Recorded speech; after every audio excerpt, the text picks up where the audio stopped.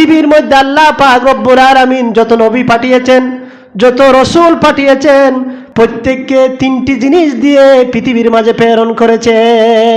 কয়টি জিনিস? প্রতিটি নবীকে, প্রতিটি রসুলকে তিনটি জিনিস দিয়েছে।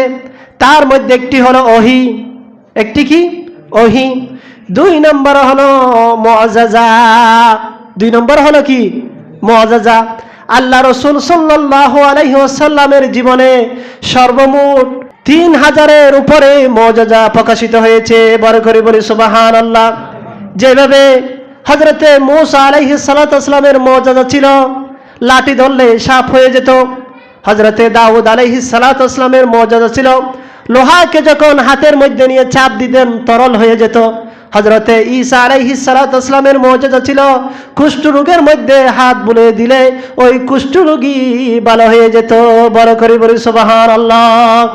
এইভাবে আল্লাহ রাসূল সাল্লাল্লাহু আলাইহি ওয়াসাল্লাম এর জীবনের মধ্যে প্রায় 3000 মুআজ্জাজা কি হয়েছিল? প্রকাশিত হয়েছিল।